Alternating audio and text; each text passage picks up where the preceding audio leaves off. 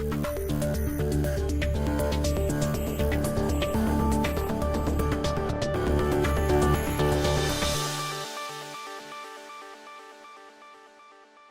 am Jim Collison and live from Omaha, Nebraska, and the Gallup offices in India. This is Gallup's Call to Coach, recorded on July 29th, 2014.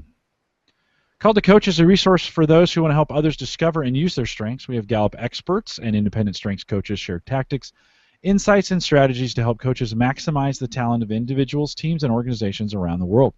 If you have questions, comments, or contributions during the webcast, we do have a live chat room that's available for you right below the main video window. If you just look down on the browser window, we'd love to have you log in. If you are watching live, we'd love to have you log in and join us in the conversation. Really a great way. I'll be monitoring that during the program. If you are listening to the recorded version, or if you have questions about custom strengths coaching solutions for small, medium, or large organizations, the easiest way to do that, just contact us via email, coaching@gallup.com. And the contact page there at coaching.gallup.com, you can either way send those in and we'll get back to you. And don't forget to visit the Gallup Strengths Center for all your coaching resources and training needs. Super easy to remember, just Gallup Strengths Center, all one word, .com. And you can catch the video on both streaming and downloadable audio for offline listening to past shows over at coaching.gallup.com. We'd love to have you live tweet with us. May not work for you where you're at in the time zone that you're in, but we do have a continuous conversation going on Twitter. You can just hashtag that CSF for Clifton Strengths Finder CSF chat on Twitter, and make sure you follow at Strengths Finder on Twitter. We do a lot of tweeting of all the events that are coming up, as well as a lot of great strengths material. And so if you're interested in doing that, hashtag CSF chat. Pooja Luthra is our host today. She works as an advanced consultant with Gallup in Delhi. And Pooja, it's great to see you again. I always look forward to this time once a month to hang out with you. Welcome back to Call the Coach. Thanks, Jim. Thank you so much. Hello, and very, very warm welcome to the Indian edition of Gallup Call to Coach. As Jim said, Gallup Call to Coach is one of the many initiatives that Gallup is doing to equip external coaches to be able to use the idea of strengths-based development to coach 1 billion people who we envision would take the Strengths Finder in the time to come. A quick update from India. Since the last time we met here on Call to Coach, we have successfully concluded the third accelerated strengths coaching program in Bangalore, and very, very successfully. That was good fun. One of the most, this is going to be an interesting Call to Coach, because one of the most interesting, and I would say one of the most rewarding applications of the idea of positive psychology and strengths-based development is when we use it with students and young adults. So our guest for today is Rebecca, who's here with us, and she's one such person who's used the idea of strengths to help teenagers understand a little bit more about themselves and also sort of reach their true potential. I mean, whatever I say about Rebecca is probably not going to do justice to the work that she's been doing here in India. She's actively and very diligently involved in creating awareness about human trafficking and a host of other social causes in India, and I had the privilege of getting to know her when she did her accelerated strengths coaching program earlier this year. And at that time, during so many of our conversations that we had, she planned to use the learning from the course to be able to make a difference in the lives of the children that she met. So without any further ado, Rebecca, very, very warm welcome to this edition of Gallup Call to Coach. Thank you, Pooja. It's great to be here. Great. Before we get into Strengths Finder and all of that, Rebecca, I know from all the conversations that we've had that you've been a very, very early adapter of the idea of strengths-based philosophy and positive psychology with kids. So before we get into the Strengths Finder more specifically, tell us a little bit about this journey of yours using the idea of positive psychology with children and what other applications that you've been using it for as well. Well, I think I took the test. I got the book. I was gifted the book probably about 5 years ago, and what happened was I took the test and I just loved it. And because of my strengths, I think the first thing I did was try to get everybody else that I knew to take the test. So, which is interesting because I've just been working with a student who the exact same thing happened. I encouraged him to take the test. He took it, and the next thing I knew, I had a whole lineup of teenagers who wanted to meet with me because they had all taken the test based on his recommendation. So yeah. I took the test about 5 years ago, and I just encouraged everyone that I knew to take it. And I've always had a lot of young people in my life, the work that I do involves young people, and so I didn't actually see myself as a coach, just more I loved strengths. I thought it was great. I knew it could help teenagers, and so everybody that I met, often what would end up happening was I would say, hey, have you taken Strength Finders? You really ought to take it. It's really great. So it's only recently that, since taking the coaching course, that I've begun to look at myself as someone who can actually coach people. Before that, it was just a really great tool for kids and their futures, looking at their futures. Yeah. So tell us a little bit about your top 5. So my number 1 is activator, which I think became very obvious at the accelerated coaching course because I just could hardly stand to wait for them to finish with the instructions. Woo, communication, positivity, and achiever. So those are my those are my top 5, which probably explains why I've just tried to get everybody I know to take the test, because I would communicate about it. I was constantly making friends. I thought it was the greatest thing in the world because that's what you do when you're someone with positivity. And then my goal, of course, was to get everybody to take it, which drove my husband a little nuts because I ended up buying all sorts of books for people. Great. So tell me about that time, and before we get into you actually using your talent themes, etc. When you first took the test 5 years back, and you saw those words right there, and you read the book around it. So how was that a revelation for you in the sense? How did it sort of, you said it really struck home. So were you able to sort of connect to what the words meant with what you were actually doing? How was that? How was that a life-changing moment for you? I know because you've mentioned this before, even in the course, you were very excited about it. Even 5 years later, you're very excited about it. So tell us a little bit more about that. Well, I've always loved little personality tests, and I love learning about myself. I love learning about other people. So, Strengths happens to be my favorite of all the tests that I've done. But when I took it, for example, I was a little bit shocked about Activator until I chatted about it. It just hadn't occurred to me. Like as I began to look back at my life, I could see how much sense it made. And even things like woo, I had no idea what that meant. In fact, I thought, oh, that's a funny looking word, At first I was a little bit embarrassed because I thought, what does that mean, But as I began to look back at my life and at the things that I'd done, I began to realize it really described me so well. The way I like to jump into things. I don't like to sit around and talk about stuff. What's the point in not trying something? So what if it doesn't work? Then you try again, and you just keep moving, So it began to make a lot of sense. It really gave me, it just was very affirming. Even woo, for example, to suddenly realize that this ability that I had to every coffee shop I go into, by the time I've been in town for a couple of weeks, even if I'm in Bangalore, if I go to the same coffee shop several days in a row, by the end of it, we're all best friends. And to suddenly see that as me not just being a shallow person who likes to make lots of little friendships, but really I have no intention of them becoming my best friend. Instead of seeing that as just a kind of an interesting shallow quality, but seeing it as something that's really a talent and a skill and enables me to network was just very affirming. It was really great, which is one of the reasons why I love it for teenagers, because I think that they're really going through a time in their lives where they're trying to figure out who they are. And a lot of them are very insecure, and maybe they have little habits or little things that they do. For example, my achiever. I had a good laugh with a teenager just about a month ago. As we talked, he also had achiever, realizing that, for example, Friday is my favorite day in the whole week. I just love Fridays. And I'm so excited about the weekend. But by the time I get halfway through Saturday, I'm depressed because I actually don't like relaxing. I think I do. But by the time Saturday hits noon, I'm suddenly upset because I think, well, what is the point of my life? I haven't done anything. And so I had a good laugh with this teenager about it, because you begin to realize these things that are little quirks are amazing talents that can motivate you to do all sorts of great things. And so I love it, especially for teenagers, because I think they're at a very crucial point in their life where they need to begin to see what they have to give and how amazing they are. Yeah. So I think your point is absolutely, it sort of just hit the nail because uh, affirmative. It's very, very affirmative. So when you talk about strengths, it's basically telling you this is who you are and encouraging you to be more of that rather than telling you, okay, this is not what you're supposed to be. Why don't you try something else? Right.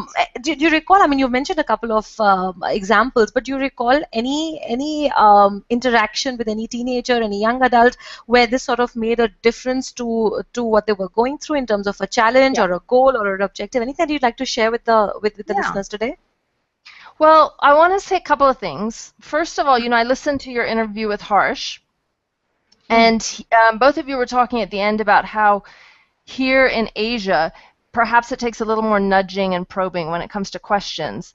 And I thought, when I thought about the impact that Strengths has had with teenagers, I do have a couple of examples I can give you where I've already seen an impact. But I think, first of all, you know how hard it is with Asian adults to convince them that they have a strength. That's already a challenge. Now you bring in a teenager, it's going to take even more time. So really what I see beginning, like I said to you, it's only recently that I've begun to see myself as a coach. Someone who can actually sit down with a kid and say, I feel like now, because I've done the training, I can actually sit down with a kid and say, okay, let's look at your strengths. Let's see how they work. But I feel like it's going to be in the next few years that I see the biggest impact of this, because I think with teenagers it takes a little longer. With adults, they can look back at all the things they've already done, and they can say, yeah, wow, look, there's Woo-It in action, there's Achiever in action. Whereas with kids, you're just beginning to see it, and you're talking a lot more about what they can do with it. Yeah. So I'm actually very excited to see what happens in the next couple of years. And I think Asian teenagers even more so than Western teenagers. Western teenagers are much more likely to tell you what they think they're good at and how great they are than an Asian teenager. They're a little bit more reserved.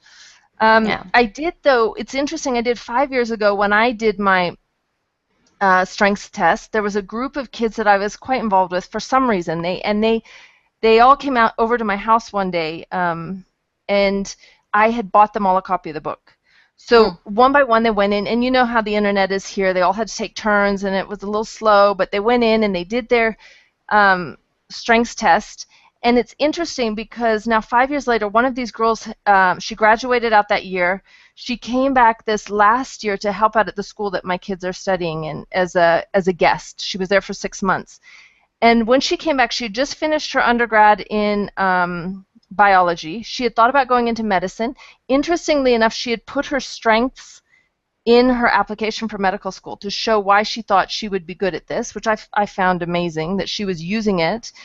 But she and I spent a lot of time because she was trying to figure out, she hadn't gotten into medical school. She was trying to figure out if she should go into research and become, someone working in the lab. But as we looked through her strengths together, we began to talk more and more about how much she loved interacting with people, how much she loved teaching, and how that really tied in well with her strengths.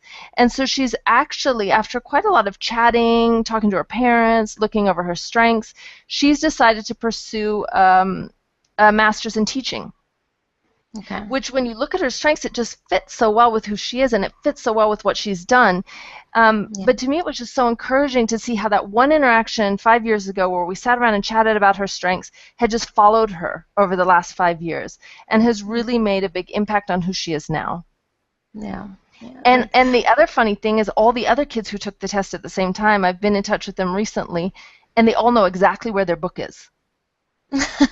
That's good. And I think it's because what adults often don't realize is when you're dealing with young people, you might be the only person who's come along and told them, hey, look at what you're good at.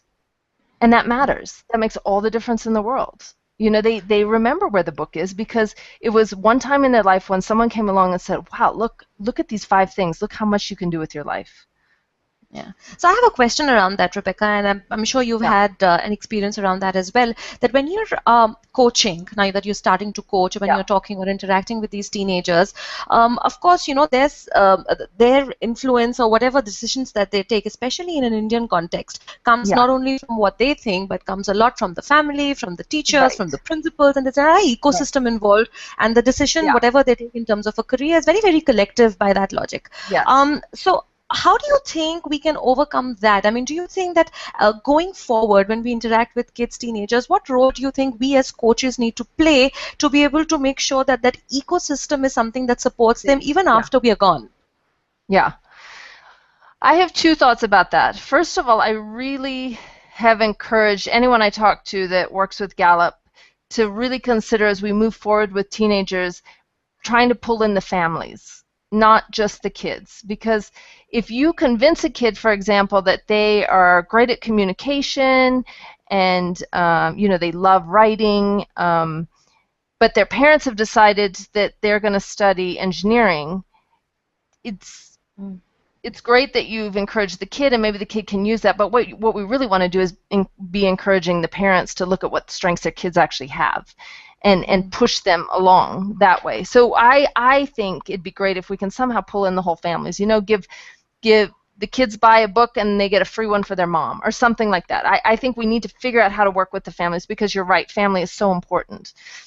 The other thing that I really do when I work with anyone is for me the most beautiful part about strengths is not just the 5 that you have, but the other 29 that you don't.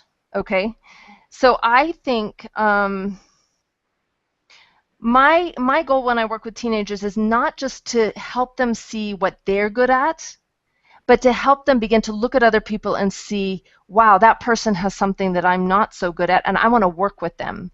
And I love strengths because you get your top 5, or if you're lucky and you've gone on and you've gotten your, the whole list, maybe you've got 10 that you work with. So strengths encourages you to work with those 10. It doesn't encourage you to look at all the others and try to figure out how you're going to be good at them, because that's other people's job. Yeah. And I think for me, one of the biggest things is seeing people begin to work together and when I talk to kids, talking to them about, okay, so what are your strengths? What about your mom and dad? How can you guys begin to work better together? Or I think one of my favorite things that I did, and it's still just kind of developing, is at my kids' school is every year they have a student council body. So it's about 12 kids that end up kind of running all the social events that go on in school.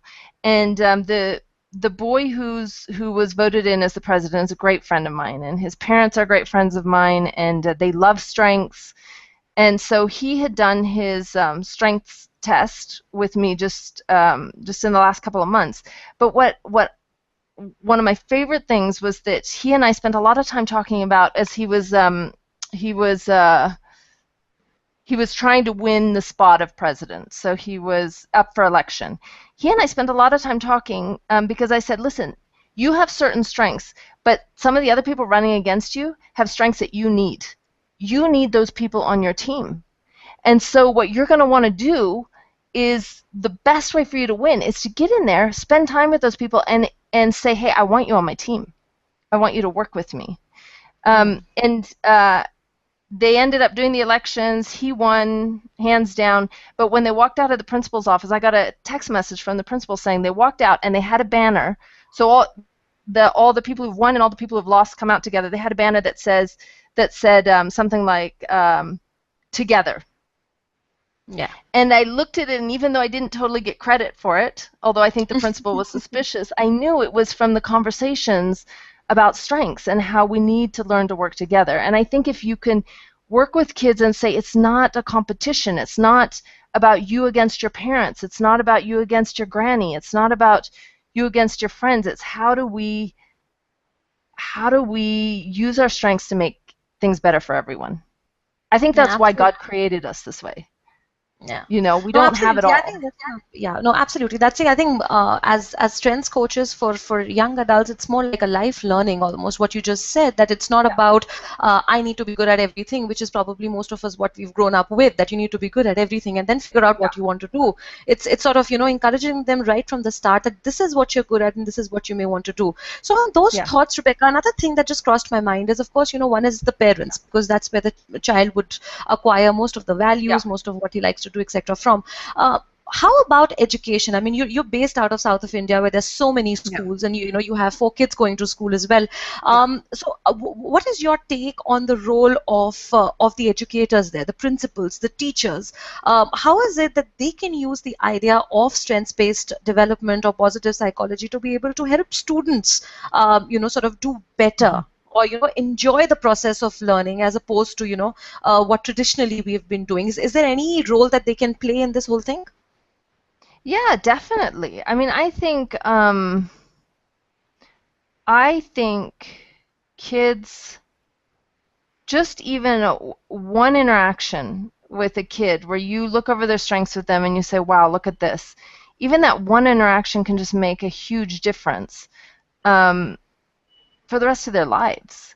So I think if we could get principals, if we could get teachers excited about the idea of strengths, I think it'd make a huge difference with the kids. I also think it would make a huge difference in the feeling in a lot of the schools. I think there still is this idea of we're all against each other. Yeah. We're all competing for the same seats. For example, I started the organization that I work with, Sisters, was started mainly because we began to realize teenage girls are all struggling with the same issues, but very privately, especially here in India. You look at an Indian woman and they are amazing. The amount of stuff that they work through, they put up with, they carry in terms of the family, it's huge. But a lot of these women in their struggles are very private and carry this huge burden alone. So my sister and I had begun talking about, hey, what if we could get them to share their stories with each other and encourage and support each other? And on top of that, of course, I was working in the anti-trafficking world quite a bit. Most of the people I know, love, related to, that's what they're working with. And we began to think through, okay, if things are going to change anywhere in the world, but if things are going to change here in India, where I live and the country I love, everybody's got to get involved. It's not going to be just the same. It's not just social workers that are going to change this. It's not just doctors that are going to change this. We're going to have to get business people. We're going to have to get all sorts of different people with different strengths working together if we're going to make a change. And I think in schools it's the same. If we can begin to introduce the idea of strengths, not only will it make kids feel more confident about what they can achieve and what they can do, and hopefully maybe even open up new career opportunities to them if the parents are open enough, but it will also help them to develop more respect for the people around them. They'll begin to see that girl that's sitting in the corner who's constantly asking questions as someone that they need on their team, as they need as part of their group. It's no longer somebody that they need to pick on. They suddenly see her value and what strengths she brings to the table, strengths that they don't have. And so I just feel like if we could introduce this more in schools, we would unleash all sorts of potential. The Indian youth are amazing. They have so many ideas, so much energy, so much creativity. And if they could begin to work together alongside each other, man, it'd be amazing. Great. So you spoke about coaching being sort of, you started seeing yourself as a coach post the course, etc. The one thing that I feel, being a parent myself, is that when it comes to kids and when it comes to teenagers, all of us are coaches in that sense. So if you were to sort of advise or give the listeners who are parents out there today just a tip or a technique that Strengths Finder is of course one very structured tool that will help them see what the talents of their child is, but just so that they can get those conversations started as a coach, any tip or technique that you'd like to tell them that they can start using in an everyday life for their children? I think if you're just coming at it as a parent or an older friend, I think it would be just to listen to the kids. Now, this is something with my top 5 strengths can be a little bit hard, and we saw that at my at the coaching course. I have a really hard time sitting with people and trying to get them to come up with the answers themselves. I just can hardly stand it. I want to tell them what they need to know. But I think And it's interesting, I met with a kid that I didn't know very well, but I'd been given a little bit of information about her. She was looking at career options and wasn't sure about stuff, and it was my worst coaching experience so far. And it was partly because I had come to a bunch of conclusions and then suddenly realized in the middle of our discussion that really wasn't what she was thinking. So, but I see this a lot with parents, and I see this a lot with adults. Like even the fact that adults will come along and people will come and speak at our conferences and they'll talk about the kids, the children. These children, and you don't know what you're deciding. And I think, no, don't do that. They're little people with their own set of strengths, and just listen to them, ask them questions. And I think Gallup and Strengths has done this amazingly. They're great at trying to help us come up with good questions we can ask people, to get them talking about what are the successes they've seen in their lives. So I would just really encourage parents. I would also just remind parents and just people in general, nowadays the world is moving so fast, there's so much technology. How often does somebody actually sit down to you and say, hey, Pooja, what do you like to do? Hey, Pooja, how was your last week? Looking you in the eyes and really interested. I think if we can remember that people are actually starved for friendship. We're starved for having someone around who just actually cares. If you can remember that, it'll make a huge difference. All of a sudden, you'll find out all sorts of things about their strengths, all sorts of things about their dreams, things they want to do, if you just take the time to listen to them and be genuinely interested.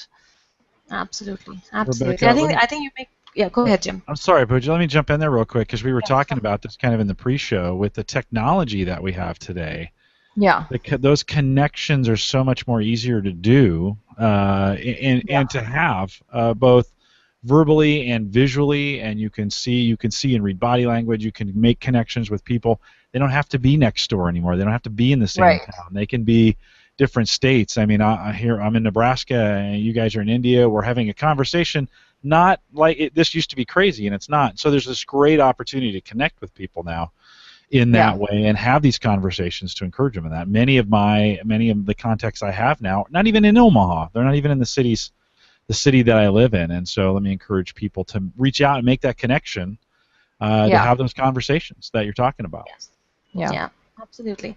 I think the two things that I heard you say, and they're very, very important. I mean, both, listening to you say, and as a parent as well. One is, of course, you said about the listening part of it. And the second very important thing that you said was the filters that we as parents or we as individuals have that we use to sort of see others. So, if a parent who's leading with competition would automatically want the child to be competitive and you need to come first, not realizing that the child's talent may be somewhere else. He may not even see competition as something that is to strive for in that sense of the word. No, I think that's a great point, and a self-awareness around that can help us just be better coaches for our children to begin with, I guess. Yeah. So, Jim, do we have any questions?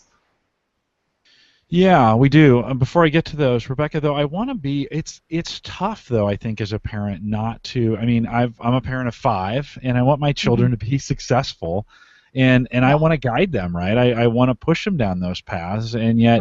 I know as a parent, I had my kids take StrengthsFinder very early, and that's probably unusual for most parents, and it gave me some clues, but in a competitive environment, it's really hard. It's like, okay, and I want to use their strengths, but I know to be successful in the workforce, they're going to have to have these skills. I mean, I don't want to sometimes I don't want to make that lighter than it is. It's tough when it's success and making money versus not having success and making money. I can see how parents are going to make that move sometimes to not trust the strengths piece and say, no, you do what I tell you to do, because I know that you're going to go into engineering and you're going to be successful with that. Have you had any experience with that where the parents are just, this is the way it's going to be done, but it's obvious that that's not working in their, working in that way? Yeah.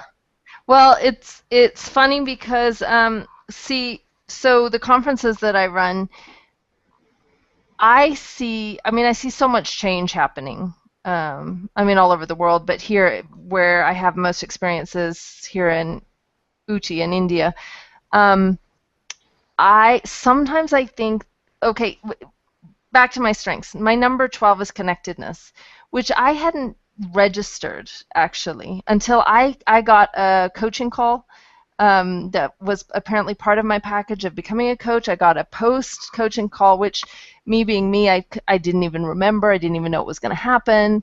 Hadn't planned for it, but I had this coaching call, which ended up being amazing. And the lady I talked to, talked about my connectedness and how that gives me what I need to keep going, because I think here parents are changing. They're getting more open-minded, but sometimes I think it's going to be the next generation of kids that are going to really benefit. So for example, I did talk to the parent of a child who would have been a brilliant writer. She wanted to go into journalism. Her parents knew that. I had done the graduation talk at their high school, and the parents came up to me afterwards, and during the talk it was before my strengths training, but I had actually said, find out what God has gifted your child to do. Your job is not to tell your child what to do. Your job is to figure out how God has gifted your particular child and to help them. And the dad came up afterwards and said, oh, I just totally agree with you. That's just so great. Now, I spent a lot of time talking to this girl, and I knew she wanted to study journalism but was being pushed into business. So I asked the dad, so is that what you're doing? And he said, oh, yeah, definitely. And I said, well, but your daughter's great at writing. And he said, yeah, I know. She's already written a book. And I said, well, so what are you going to do about her studies? And he said, well, she's going to study business. She wants to study business. But I realized in all my conversations with this girl, she's going to do it differently with her kids. She's going to make the best of the situation she has now, because here in India, kids love their parents, which I really appreciate. And they want to please their parents. And so this girl, she's going to study business. She'll probably, hopefully, keep writing on the side. But my dream, because of my connectedness, is this is part of a bigger picture. And when she becomes a mom, she's going to spend a whole lot more time, hopefully with her kids, figuring out what is it that God has gifted them with and how can we make that happen. So I think I have a long-term view. Yeah. Yeah. So I'll just add to that, Jim, that there are two things that we're looking at really. One is what you just said about skills and aptitude, right? And that is something along with things like what my parents need me to do, what I've always seen, which will help me pick a career, Picking a career may not always be based on the 5 talent themes that I see for myself, because like we know from the research that has been done that the same talent themes can be equally applied and a person can be equally successful in whatever career that they opt for. It's just about how aware are you about your talent themes and how much are you getting to use those talent themes every day. So career being picked, let's say business has been picked. Now, whatever talent theme she has, now she needs to go back to see how those can be applied for her to be able to enjoy what she's gotten into. So there's two ways. Either she enjoys it or she sort of cribs about it all the time. Now, if she can learn how to enjoy it, then the skill part of it, which is the writing, etc., that is what you just said can be done on the side, can be done at a later stage. Yeah. But to be successful in what she's doing, the talent theme sort of goes a little back, takes a step back and helps her do whatever she's doing in a manner that she would end up enjoying herself. Yeah. So that's the, sorry. Yeah, no, that's a good differentiation on that for sure, as we talked about. Jim, I think also one of the things that I love that Gallup came out with when we did our when we had our coaches training was the values cards. Yeah, I love those. I can't figure out why they're such a little tiny part, because I feel like with parents even, you pick your values are something you get to pick. Strengths, we talk about how that's something that you have. You either have it or you don't. It's been built into you, but values you can pick. And so for me, I also use this a lot with kids. And I think parents need to use it, because there's a lot of parents, you talk to them and they say, yeah, family's the first thing. Family's the most important thing. So if they were to look at the values cards, they'd pull that out. Well, then I say to them, hey, what are you doing to make that happen then? Because see, values you pick and you make them happen. If you want your kids to love you when you're 70 years old, don't think that you can spend every day at work not talking to them, not interested in them, and then suddenly when you're 70, they're going to be like, oh, Mom, family was a value. It's not going to happen. Which is why I think the values cards are so important, because I think you look at them and you look at your strengths and you say, okay, these are my strengths. These are things I want to accomplish in my life, but these are my values. Sometimes you have to make sacrifices. And as a parent, it's really important. What do you value more? Do you want your kid to make a lot of money? Or do you want your kid to have integrity? You know? Yeah. No, Absolutely. that's a good point. Absolutely. That's a good point. And that those exercises, those are available. We make those cards available, but those exercises of going through it are great. You make a great Yeah. point there for sure, Rebecca. I Yeah. just think the value card should be really big. Big ones, not really It's maybe as big as the theme insight cards, You right? got it. I'll talk to our print department and see if we can get those Yeah. cards printed a little Bigger bit. value cards, Jim. Yeah. Bigger. Or they could Hold at on. least have gold lining, so you know they're valuable. Right. Takeaway. Make value cards bigger. That's great. Yeah. So we do have a question from the chat room. So Rajata, I think hopefully I'm pronouncing that correctly, asked this. How do you leave young kids with better strengths awareness till the point they have a chance to go through the Gallup Strengths Finder? Since many of them may be too young to take the assessment or won't be able to take the assessment right away. How do you do that? Or how have you done that? Who's going to do this one, Pooja? That's Rebecca. That's for you. Okay. Well, the funny thing is, as soon as I got back from my training, I made all my kids do the test, and I didn't like how it worked out for the little guys. My two little guys, one is 10 and one is 12. I like it better now that they're my younger daughter's 14, my older daughter's 15. For the 15-year-old, definitely, I really loved it. I think you just encourage your kids along in everything they do, but I would encourage not taking the really, because it's only 3 strengths that come out, right, in the early Strengths Explorer. The Strengths Explorer, yeah. Mm-hmm. Yeah, I tend to like the Strengths Quest and the Strengths Finder for adults better, so older teens. But I just think just be a good parent and love your kid and encourage them and watch them and say, hey, great job. And again, figure out your value system so you know if being kind to their friends is an important value in your family, then when you see them doing that at great cost to them, you tell them how great that was. You I'll may, just add Rebecca, a little bit to that. Go ahead, Pooja. Real quick, Jim. The Strengths Explorer, what you just said, Rebecca, about, for the 9 to 14-year-olds, the way we see it really being used, literally, is like a conversation starter. Because a lot of time, when parents watch their kids do something nice, it's more about skills. You do this well, you don't do this well, why don't you encourage them to do things that they're doing well. But when it comes to how they're doing certain things, somebody's asking a lot of questions, like you said.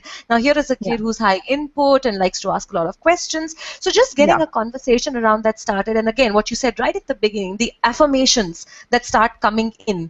That's probably how it is to be used, and then as they're a little older, they take the full-fledged test and get to know in detail about their talents. Yeah. Rebecca, I think you alluded to this earlier, but for us, it was really important. We took the assessment years ago, 7-8 years ago, and it was important as parents to understand it first, to have the language down first, right? To kind of understand ourselves first, not be like, well, I'm gonna have the kids take this, and then this is gonna make them better, right? It's not. Right. It's kind of one of those things. You've got to take yourself and understand yourself first, and then I think you can. You've got the framework to to talk with the kids about it. Our oldest, who's now 25, took it when we had him take Explorer. I guess he was 15. He was probably too old for that, but that's what he took. And Responsibility came out number 1. And that totally changed the way we parented him, because we understood what responsibility meant, right? We understood that meant he's gonna take, he's always gonna do for us. He's always gonna do that right thing. He's those kinds of things. Well, the trust factor went from 0 to 10 with him, and all of a sudden he flourished in that. But we couldn't do that until we understood what it was ourselves, right? And we understood ourselves, right? I think one of the exercises what my wife and I went through when we took the strengths assessment together was, how do we parent now? You talk about those value cards. How are we going to parent based on our own strengths? Yeah. No, that's great. I've seen that with one of my best friends, actually. They did the strengths a couple of years ago, and then once I'd done the coaching, I came back and coached her and her husband, and then they had their older kids do it. Now, the oldest one was about 19, but man, you're right. It completely changed her. She just understood her son so much better. He deliberative was one of his. So suddenly all the negative, well, this is going to happen, and what if that happens? And you know, certain things that she just had not understood or appreciated before suddenly just made sense. So I think you're right. I think if as a parent you can really begin to understand it and appreciate it and like it and then bring your kids into it, it really can really change your relationship with your kids. Yeah, we'd grab the book. You know, we had the strengths. You know, we had Strengths Finder. We grabbed the book and go through the definitions. And this is before I even worked at Gallup. And it just gave us, like you said, it gave us the opportunity to understand the kids from the context of ourselves. And so, where we were butting heads at, like you said, where we were butting heads, and why is this not working? All of a sudden, light bulb came on. Oh. Oh, and even actually it was actually marriage counseling for us to have us both have the Strengths Finder and to be able to talk with each other in the context of Sarah, my wife, her belief is number one for her. And so, man, I could not figure out why I couldn't change her mind on some things. And her belief was just so high, I wasn't going to do it. It just wasn't going to happen. So I better learn to deal with it. Well, and you also even within your marriage, like, so I have all these crazy, wild, happy, run around, do things real fast without thinking strengths, and my husband has he's like intellection, input, learner. Pooh just met him. He makes me look good, and I just think I appreciate him too so much more because I realize, look, this guy, when it comes to things that we really need to think through as a couple, if he's not comfortable with stuff, I'm not going to go forward because he is the one who's thought about stuff. On the other hand, when it comes to relationships and people, and my husband he's a lawyer, so he can have a big argument with someone and not see the signs at all that person is deeply offended when he thinks it's just great. So we've really learned, because of our strengths, to trust each other. When it comes to people, he really trusts my intuition. When it comes to thinking through decisions we have to make, I trust him. And I think strengths maybe just made it clearer and put words to things, where we suddenly were like, oh, that's why I trust you. Mm-hmm. You had also mentioned strengths in the context of teams when you were talking about having a group of kids or teenagers take this together and understanding the team concept of it. We've got that team grid that is part of our our materials, and I never thought until you said that. I never thought of doing that at the youth group level, right? Definitely. Right? I never thought of that until now. I'm like, oh, we should be. I always think of that in the context of work teams. We should be pushing that downstream to teenagers, right? Yes. Teenagers that are working together do that. One of the good things, we do have a strength-based parenting book that's coming out here towards the end of the year as well, and I'm hoping that can be another movement for us to really get parents thinking about the way how to use strengths to raise their kids. Yeah. Oh, that'll be great. Pretty exciting. Pooja, sorry I just jumped in and dominated there. This has been very fascinating. Typically, I let you guys do all of it, but it's been a very fascinating conversation to me. The time has gone like that. We are kind of coming up towards the end. Pooja, anything else you want to throw in there before we kind of start wrapping this up? Nothing on my side. Rebecca, do you have anything else that we've missed? There's so much of work that you do. I remember all the conversations that we had while you were in Mumbai. Yeah, no, I'm just really excited. I was so excited when I realized they actually offered the coaching courses here in India, because every time we'd go back to the States, I would look to see, and it never worked. It was never at the right time. So, man, I would just encourage anyone who's working with teenagers and who has the chance to go take this course to do it. I just think it's absolutely brilliant. And I'm really hopeful that schools up where we live will pick it up and just make it really a part of what the kids do before they leave, before they head off to college. Every kid takes the test. And hopefully they have a chance to meet with a coach, but if not, at least it gets them beginning to think. Yeah, great. Pooja, one of the next courses available there in India, can you kind of highlight what's coming up as far as what's available? The next course is coming up in Mumbai the week of September 4th, I think, or that week, the first week of September. That's when it's coming up. So it should be on our website. It's a course that's coming up. So anyone who's interested, reach out. we reach a global audience on this, and so you might be wondering, well, is there a course available in my area? And we offer them all around the world, probably in a neighborhood near you, hopefully. That list is available for you, whether you're listening to this a week from now or a year from now. The most recent list is always posted at the Gallup Strength Center. Just go to GallupStrengthsCenter.com, and you can get the most recent update. And we're trying to offer more and more courses around the world more frequently, so that you can become a part of those if you would like to think. And not just for coaches, I'd recommend parents go through the coaching course if you want to get into this. Or it's youth work. It always amazes me the diversity of people who have been attending the courses. I mean, right from people who work with youth to sports coaches to people who are just remember we had a monk, and it's all over. People who are in different walks of life, and the only thing common that holds them all together, it's their dying belief in the idea of positive psychology, in the idea of strengths-based development, in the idea of seeing what's right with people as opposed to seeing what's wrong with them. So the applications are numerous, and it just amazes me every time I meet these people. It's just amazing. Yeah, no, and excited. Rebecca, you've got me rethinking. When we talk about youth work, you've kind of got me rethinking the way I think about it, and how do we push strengths downstream and get both kids in India as well as in the United States, and I think around the world. Begin a youth movement, and of course Gallup, we have an education division as well, and we're working hard to push that downstream into schools to make that available, and to really get teachers looking at kids' strengths as well. Well, Rebecca and Pooja, thank you guys for taking a few minutes today, and very excited. This might be the most pumped up I've been after a Call to Coach. I've done about 50 of these.